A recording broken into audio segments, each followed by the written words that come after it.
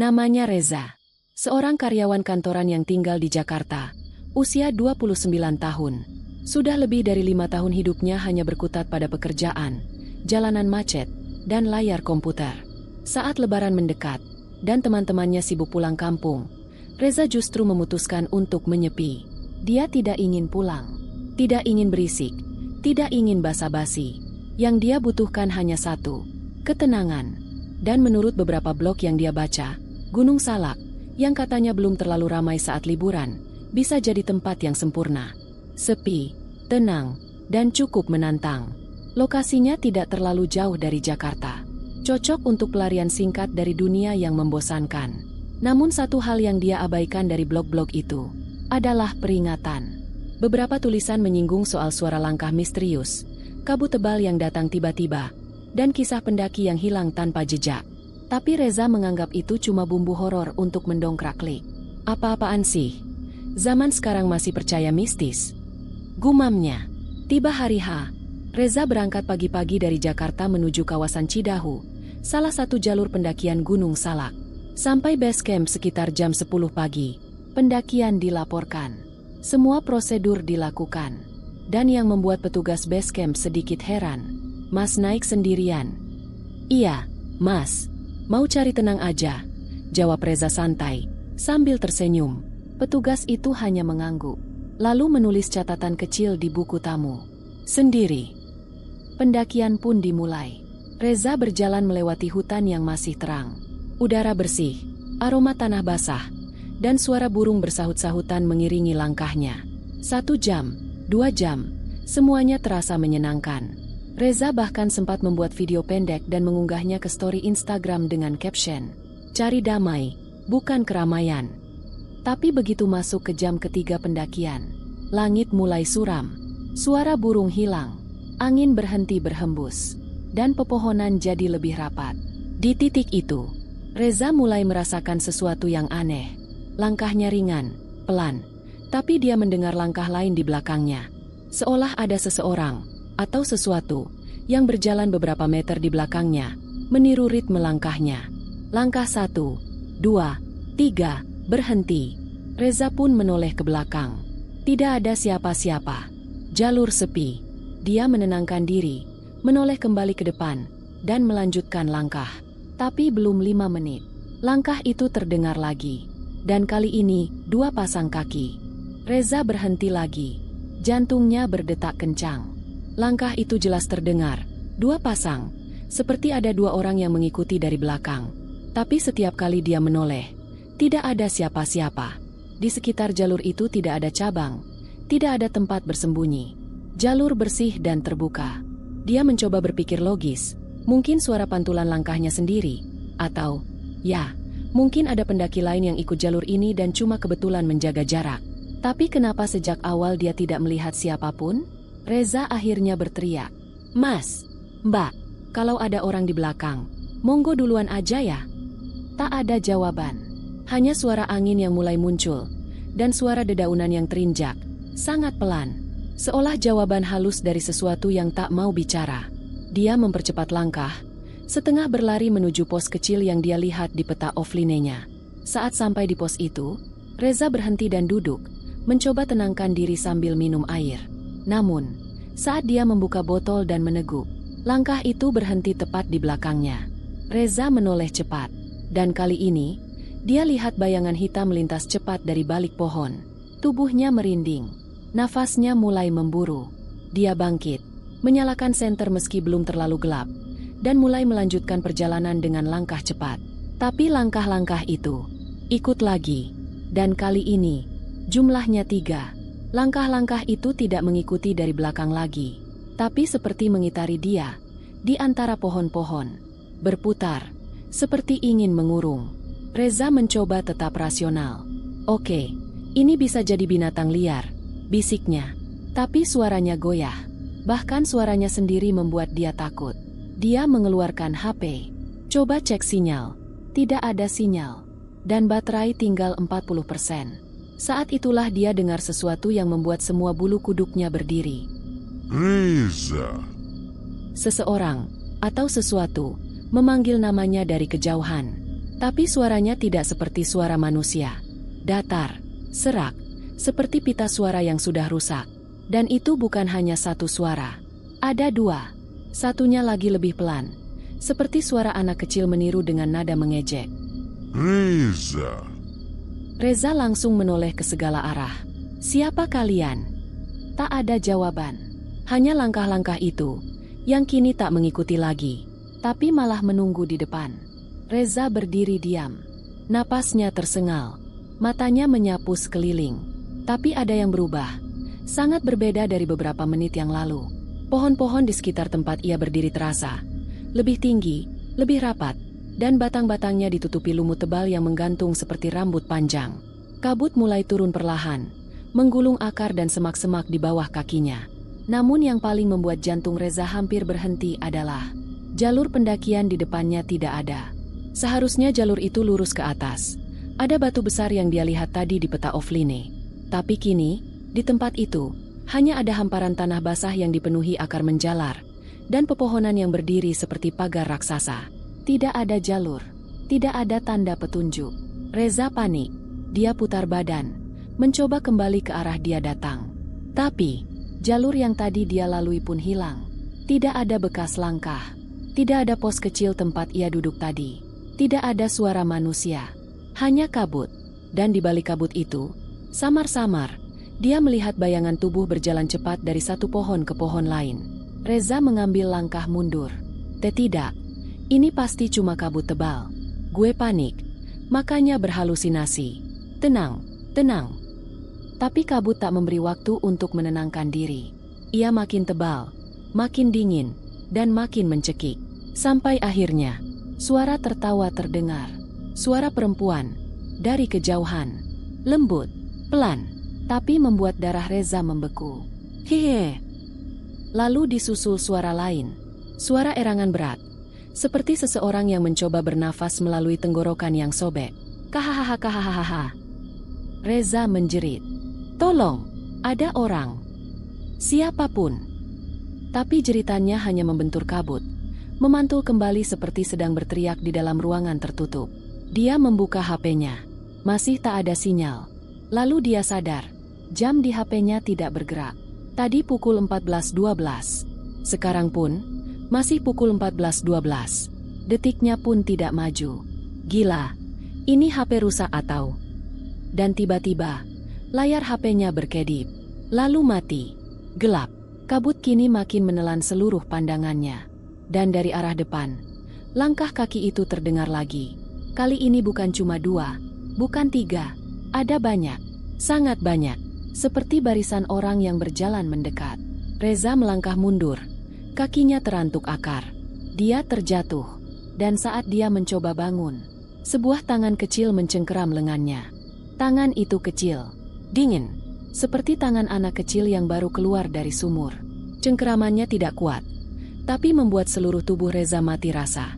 Dia menjerit. Refleks menarik tangannya sekuat tenaga. Tapi cengkeraman itu terasa seperti menempel, seperti akar yang sudah tumbuh di kulitnya. Perlahan, dari balik kabut yang semakin menipis, Reza melihat sesosok bocah, berambut panjang, dengan wajah penuh tanah dan matanya putih polos. Bocah itu tidak berkedip. Dan yang membuat Reza benar-benar kehilangan logika adalah anak itu tersenyum. Tapi senyum itu menyeringai. Senyuman lebar yang menunjukkan gigi-gigi kotor penuh tanah dan darah. Senyuman seperti bukan dari manusia. Reza menjerit lebih kencang, lalu menendang tubuh bocah itu dan berhasil melepaskan diri. Namun saat dia lari menjauh, dia melihat dari sudut matanya. Ada 5, tidak, 6 anak yang muncul dari balik pepohonan. Semua memegang boneka rusak, dan semua memiliki wajah yang sama, pucat, kosong, dan menatapnya tanpa kedip. Reza berlari, menabrak ranting, menyibak paksa semak berduri. Tapi kemanapun dia pergi, kabut seperti mengikutinya. Kabut itu seperti hidup, seperti makhluk yang menelan jalur demi jalur yang dilewati. Gue harus keluar dari sini, harus turun gunung, harus cari jalan turun. Lalu dari balik kabut, dia melihat sebuah pondok tua, seperti bangunan darurat yang sudah lama ditinggalkan. Dindingnya setengah lapuk, atapnya bocor. Tapi di depan pondok itu, ada lampu minyak yang menyala. Reza ragu, tapi dia tidak punya pilihan. Lebih baik berteduh dan menunggu kabut hilang. Dia masuk ke pondok itu. Begitu dia membuka pintu, aroma busuk langsung menyergap. Seperti bangkai tua, campuran darah kering dan kencing yang sudah mengendap bertahun-tahun. Tapi dia melihat sesuatu yang membuatnya makin gemetar. Di dalam pondok itu, ada ransel. Dan ransel itu, persis seperti ransel yang dia pakai. Persis, sama warnanya, sama robekannya. Sama gantungan kecil berbentuk kompas yang dia beli di toko outdoor. Reza memeriksa ransel itu. Tangannya gemetar. Isinya, jaket, senter, dan dompet. Dia membuka dompet itu. Dan saat dia lihat isinya, foto KTP miliknya. Nama, Reza Ardiansyah. Alamat, Jakarta Selatan. Tapi yang membuat darahnya hilang dari tubuhnya adalah bagian bawah foto itu. Tanggal kematian, 17 April 2022. Reza terdiam. Tangan mulai gemetar. Lalu dari balik ruangan pondok itu, muncul suara napas berat. Seperti hewan besar sedang mengendus mangsanya. Kau, datang lagi. Dan Reza tahu, dia bukan orang pertama. Dan mungkin bukan yang terakhir. Reza menjatuhkan ransel itu. Ia mundur pelan-pelan sambil menahan nafas. Ini nggak nyata, ini cuma halusinasi, ini bukan nyata. Tapi suara itu, suara berat yang tadi terdengar dari balik dinding, kini berubah jadi gumaman seperti orang yang sedang membaca doa dengan bahasa yang tak dikenalnya. Dan lantai pondok mulai bergetar pelan, seperti detak jantung dari sesuatu yang hidup di dalam tanah. Reza tidak menunggu lagi. Dia langsung keluar, lari menembus kabut. Kali ini, dia tak peduli jika tubuhnya terbentur pohon atau tergelincir. Yang penting, menjauh dari tempat terkutuk itu. Tapi setiap dia pikir jalur menurun sudah benar, jalur itu justru berakhir pada tempat yang sama, di sebuah pohon besar yang batangnya berlubang seperti mulut terbuka. 3 kali dia berusaha ambil jalur berbeda. 3 kali dia berakhir di tempat itu lagi. Pohon itu seolah menarik semua jalur kembali padanya. Dan kali keempat dia sampai di sana, Reza melihat sesuatu duduk bersandar di pohon itu. Sosoknya tinggi, kurus, memakai pakaian mirip pendaki. Tapi wajahnya diselimuti oleh topeng anyaman bambu yang menutupi semua ekspresi. Reza terdiam. Lalu, makhluk itu bangkit perlahan. Dan dari balik topengnya terdengar suara yang berat dan kosong. Kenapa kau datang ke tempat yang sudah dikubur? Reza tidak bisa menjawab. Nafasnya tercekat. Sosok itu melangkah mendekat. Langkahnya seperti menyeret. Dan setiap kali kaki itu menjejak tanah, daun-daun kering langsung membusuk di sekitarnya. Reza lari lagi. Tapi kali ini, dia tidak tahu kemana. Karena jalur yang dulu seperti dikenal, kini jadi labirin pohon dan akar. Seperti gunung itu menyesuaikan bentuknya untuk memainkan korbannya. Sampai akhirnya, dia melihat lampu. Ya, lampu kecil di kejauhan. Seperti api unggun. Dengan harapan terakhir, Reza menghampiri cahaya itu. Dan benar, di sana ada 3 orang duduk melingkar di sekitar api kecil. Mereka semua memakai jaket pendaki, dan satu di antara mereka, seorang pria muda, menoleh padanya. Mas, kamu nyasar juga ya? Duduk aja dulu sini. Reza tidak banyak pikir. Dia duduk, menyambar air mineral yang ditawarkan. Ada sinyal nggak? Tanyanya. Pria itu menggeleng. Nggak ada, tapi tadi siang kami masih dapat sinyal bentar. Mau lihat berita? Reza mengangguk cepat. Salah satu dari mereka buka HP, buka tangkapan layar berita yang disimpan. Dan saat Reza melihat judul beritanya, pencarian pendaki hilang kembali digelar di Gunung Salak. Sudah 5 tahun tanpa hasil. Ada fotonya. Fotonya sendiri, tapi rambutnya lebih panjang. Matanya kosong, bajunya robek. Reza berdiri dengan panik. Ini apa? Ketiga orang itu hanya menatapnya. Lalu, perlahan-lahan, wajah mereka mencair, kulit meleleh seperti lilin, mata berguguran seperti tetesan darah, dan mereka berbicara bersamaan. Kau sudah bersama kami, dari dulu. Reza berlari sekuat tenaga, napasnya tersengal, jantungnya seperti mau meledak, tapi rasa takutnya jauh lebih besar daripada rasa lelahnya. Bayangan 3 sosok dengan wajah yang meleleh terus terbayang di matanya. Suara mereka masih menggema di telinga. Kau sudah bersama kami, dari dulu. Apa maksud mereka? Pikir Reza panik. Apa maksudnya aku sudah bersama mereka? Aku baru naik hari ini. Baru hari ini. Namun sesuatu mulai terasa aneh. Jam tangan di pergelangan tangan kirinya kini berembun dari dalam, seolah suhu tubuhnya berbeda dari lingkungan. Dan ketika ia menekan tombol penerangan, tanggalnya menunjukkan 29 April 2027. Reza berhenti. Lututnya lemas. 3 tahun ke depan? Ini salah. Jamnya rusak. Jamnya salah. Ini pasti error. Ia keluarkan ponsel dari saku. Layar gelap. Mati total. Tapi saat dia menekan tombol power, layar menyala sendiri. Bukan booting biasa, tapi langsung menampilkan satu pesan dari nomor tak dikenal. Reza Ardiansyah 2019. Pesan itu diikuti dengan foto-foto. Foto dirinya sendiri, tapi lebih tua. Matanya selalu kosong. 1 foto, 2, 3, 10 foto. Dan semuanya diambil di lokasi yang berbeda-beda di gunung ini. Ada yang sedang duduk di bawah pohon. Ada yang sedang berjalan di antara kabut. Ada juga satu yang membuat Reza ingin muntah. Dirinya sendiri sedang berjongkok memakan sesuatu. Tangan kiri mencengkeram kaki manusia yang masih utuh. Reza melempar ponsel itu dan berlari lagi. Dia berteriak histeris di sepanjang jalur yang tak dikenalnya. Ia berharap bertemu siapapun, apapun. Bahkan binatang buas pun lebih masuk akal daripada apa yang sedang ia hadapi. Tapi gunung ini seperti tidak mengizinkan. Dan di satu titik, dia jatuh tersungkur ke tanah. Kepalanya terbentur akar. Darah mengalir dari pelipis. Pandangannya kabur.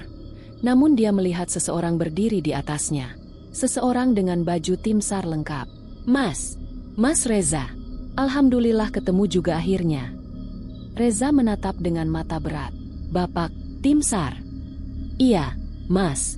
Kami sudah cari Mas Reza dari dulu. Reza menangis lega. Saya udah tersesat lama. Lama banget. Saya lihat hal-hal aneh. Tim SAR itu membantunya berdiri. Sekarang tenang aja, Mas. Biar saya antar turun. Tapi, sebelum kita turun. Orang itu berhenti bicara. Lalu perlahan membungkuk. Dan berbisik di telinga Reza dengan nada dingin. Kau pikir kau masih hidup? Reza terpaku. Kalimat barusan. Kau pikir kau masih hidup? Membuat darahnya seperti membeku. Orang yang mengaku sebagai tim SAR itu masih menatapnya dengan senyum ramah. Tapi kini senyum itu terasa kosong. Menjijikan. Maksud Bapak apa? Tanya Reza gemetar. Sosok itu tak menjawab. Ia hanya berdiri di sana, mengangkat satu tangan dan menunjuk ke arah bawah lereng. Kalau memang mau turun, silakan jalan ke sana. Tapi, ia mendekat. Kalau gerbangnya tidak terbuka, berarti kamu belum boleh pulang. Reza tak menunggu lagi. Dia lari mengikuti arah yang ditunjuk. Kakinya menabrak akar, ranting, batu, tapi dia tetap berlari. Sampai akhirnya dia melihatnya. Jalan setapak yang mengarah ke portal kayu kecil, seperti gerbang tradisional khas Jawa, penuh ukiran tua. Gerbang itu berdiri sendirian, di tengah jalur yang tak pernah ia lihat sebelumnya. Di balik gerbang itu, jalan menurun, pohon yang lebih jarang, dan suara kendaraan samar. Reza tersenyum. Akhirnya, ini jalannya keluar. Dia melangkah cepat, tapi saat kaki kanannya hendak melintasi gerbang, dor! Tubuhnya terpental ke belakang. Seperti ada tembok tak terlihat yang menahannya masuk. Reza mencoba lagi. Kali ini lebih kencang. Dor! Lagi-lagi terpental. Dadanya sesak. Kepalanya pening. Tapi lebih dari itu, jalan di balik gerbang itu mulai memudar. Pohon-pohon yang semula ada, perlahan hilang satu persatu. Dan yang tersisa hanyalah kabut hitam pekat, menggantikan cahaya dan suara yang tadi ia dengar. Enggak! Jangan! Reza berteriak, tapi semuanya telah hilang. Jalan keluar itu menghilang di depan matanya. Seakan gunung ini hanya sedang menggoda, memberi harapan palsu, untuk lalu menghancurkannya. Reza terduduk, air matanya jatuh tanpa ia sadari. Lalu, tiba-tiba, suara langkah kaki terdengar di belakangnya. Pelan, berat, teratur. Dia menoleh, dan yang ia lihat adalah dirinya sendiri. Tapi versi dirinya yang lebih tua. Mata kosong. Jari-jarinya kotor. Dan orang itu, dirinya sendiri, berkata dengan suara yang jauh lebih dalam. Gak ada yang pulang dari sini. Kita semua tinggal. Kita semua jadi bagian. Reza menjerit sekencang-kencangnya, berharap suara itu akan membangunkannya dari mimpi buruk ini. Tapi tidak ada yang berubah. Karena di gunung ini, suara jeritan cuma jadi bisikan lain di antara kabut. Reza bangkit pelan. Masih gemetar, masih belum bisa menerima kenyataan bahwa ia baru saja melihat dirinya sendiri dalam wujud yang tak lagi manusiawi. Tapi belum sempat ia berdiri tegak, suara-suara mulai berdatangan dari berbagai arah. Bukan satu, bukan dua, melainkan puluhan.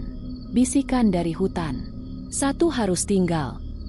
Tumbal belum lengkap. Bukan kamu yang pertama. Sudah sejak lama. Reza memutar tubuhnya, mencoba mencari arah suara itu, tapi tak ada siapapun. Hanya kabut dan pohon-pohon tua yang seperti menggigil karena sesuatu yang lebih tua dari waktu. Lalu, bom! Tanah bergetar. Burung-burung terbang dari pohon. Kabut mengental menjadi gelap. Dari kejauhan, ia melihat bayangan besar, hitam, tinggi, seperti manusia, tapi lebih besar dari pohon pinus tertinggi di situ. Wajahnya tak berbentuk, hanya mata. Dua bola merah menyala yang memandang ke arahnya. Makhluk itu melangkah. Setiap injakan kakinya meninggalkan bekas hangus di tanah. Dan dari tubuhnya, seperti mengalir awan kelam yang membungkus seluruh jalur pendakian. Reza memundurkan diri. Tapi di belakangnya, ia melihat tulang belulang. Bukan cuma satu atau dua, tapi puluhan. Semua tergeletak, membusuk, menyatu dengan akar dan tanah. Beberapa masih membawa tas gunung. Satu di antaranya bahkan memakai ID card, bertuliskan Relawan SAR Diki Prawira 2021. Reza tercekat. Bukan hanya dia yang terjebak, banyak yang sudah jadi korban. Dan semua mereka adalah tumbal. Tumbal untuk sesuatu yang tak pernah dikenali, yang tak butuh dipuja, tapi hanya perlu ditakuti. Makhluk besar itu makin dekat. Reza tak bisa bergerak. Lalu terdengar suara dari langit. Tapi suara itu adalah suaranya sendiri. Kau naik bukan untuk pulang. Kau datang untuk menggantikan. Reza menjerit. Lalu semuanya gelap. Gelap. Tinggi. Kosong. Dan tiba-tiba, mata Reza terbuka. Ia kini berada di tengah hutan. Tapi tempat itu sudah berbeda. Lebih terang. Lebih damai. Namun ketika ia menunduk, ia menyadari kakinya tidak menyentuh tanah. Ia melayang. Dan dari balik semak, seorang pendaki lain muncul. Nafasnya tersengal, wajahnya ketakutan. Dan Reza melihat dirinya dalam anak muda itu. Suara-suara mulai berbisik lagi. Satu datang, satu harus tinggal. Kau sekarang penjaga, bukan yang dijaga. Reza menatap ke langit, menjerit sekali lagi, tapi tak terdengar. Karena dia sudah bukan manusia lagi. Gunung Lawu sudah lama dikenal sebagai tempat bertapa, tempat sakral, tempat berpindah antara dua dunia. Tapi bagi mereka yang tahu sisi gelapnya, Gunung Lawu adalah penghapus nama. Reza kini bukan lagi pendaki. Ia telah menjadi bagian dari gunung.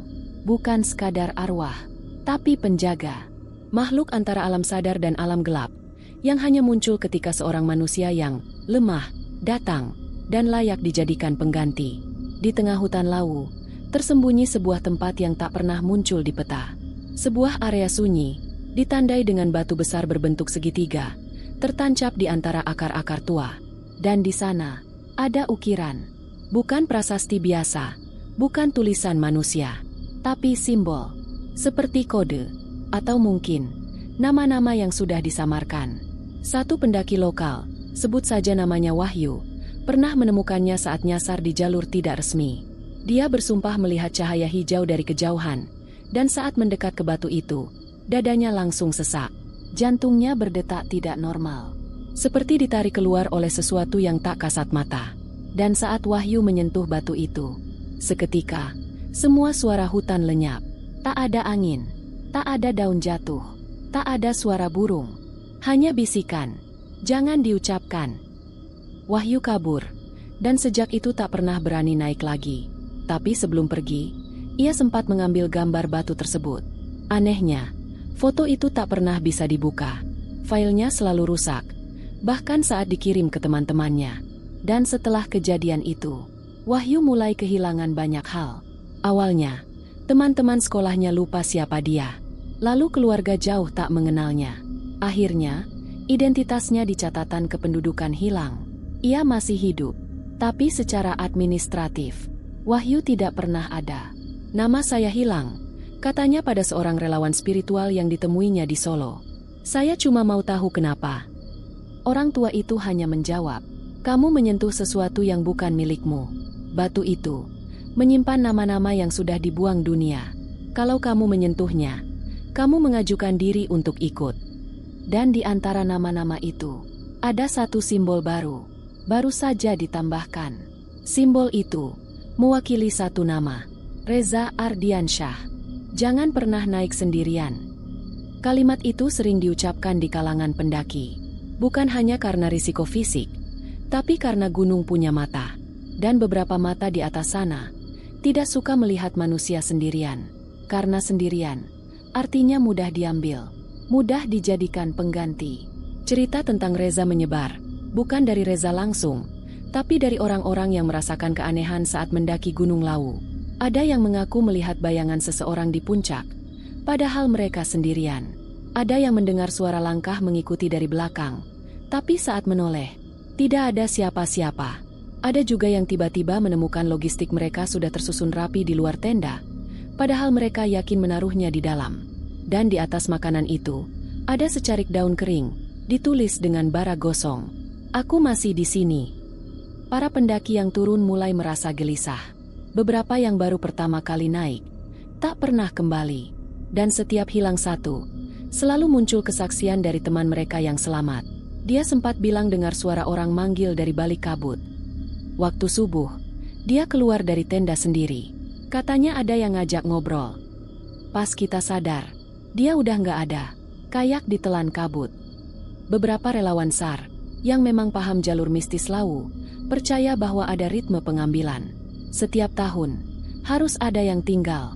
Jika tak ada yang tersesat, maka akan ada yang dijatuhkan. Tumbal bukan selalu orang jahat. Kadang, gunung hanya butuh jiwa baru. Dan kini, mitos itu tak lagi dianggap mitos. Karena setiap kamu naik sendirian, setiap kamu menantang alam, setiap kamu tertidur sendiri di tengah kabut Lawu, kau sedang mengetuk pintu dunia lain. Pintu yang, sekali terbuka, tak akan pernah tertutup lagi.